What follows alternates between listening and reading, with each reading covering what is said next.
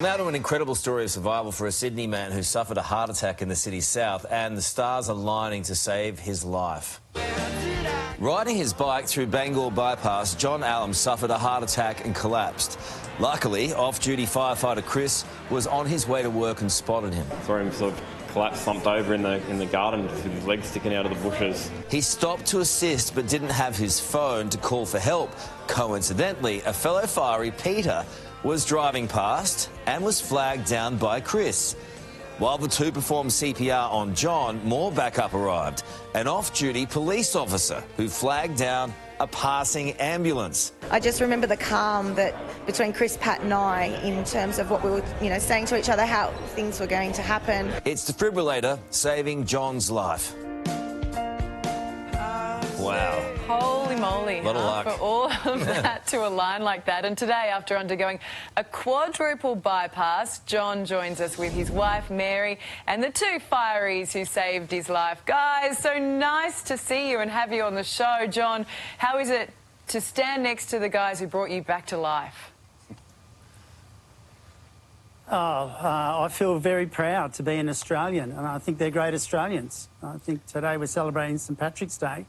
We need to celebrate great Australians, and that's these two guys and everybody else that turned up. And but, some good management, but also plenty of Irish luck as well for you. Mary, how thankful are you to all the rescuers that helped?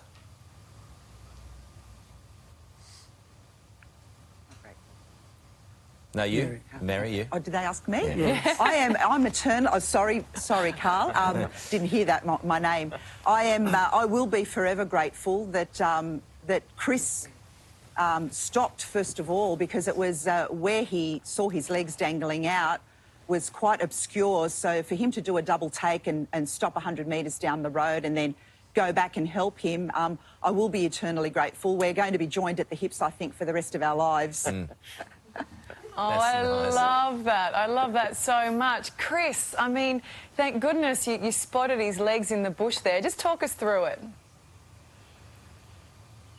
Yeah, I was just early one Sunday morning. I was just driving to work, and I just glanced his legs out of the corner of my eyes, and yeah, by the time I registered it all, stopped the car, ran back, I was a fair way up the road, and it was just perfect timing that Pete got there, and between the two of us and then Tennille, and we all just, by the time they started CPR, it must have been within a minute or two of finding him. And I think that's probably the key that saved him. I mean, so lucky. Pete, you helped also perform CPR, and you're a big burly kind of a fella, and I could only imagine if you were in an emergency situation that you'd be the guy that I'd like to call. I mean, I say nothing.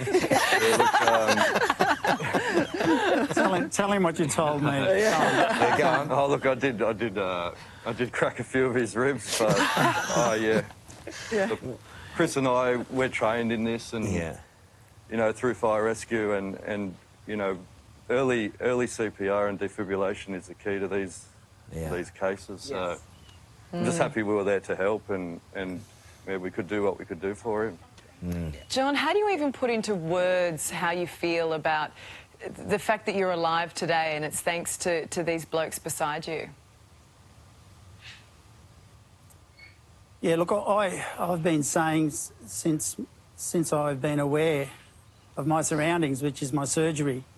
I don't remember the incident itself. I don't even remember 5 days in Sutherland Hospital. I remember the surgery at St George Hospital and waking up after that. So that part's pretty sad, but I feel grateful. Like these guys, they're angels. They've been sent to me.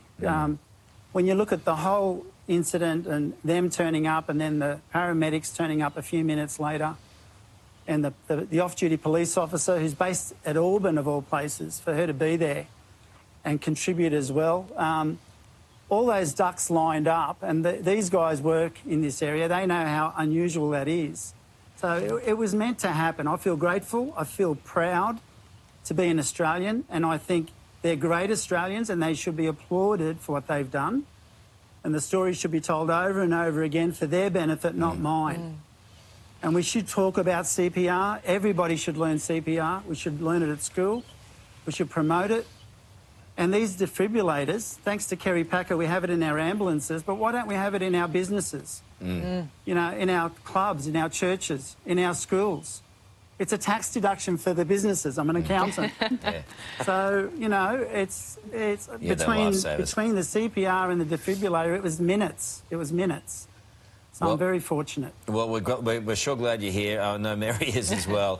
Thank you guys for being with us. And Pete, just on another note... Very much so. If we're ever in an emergency, can we ask for you specifically?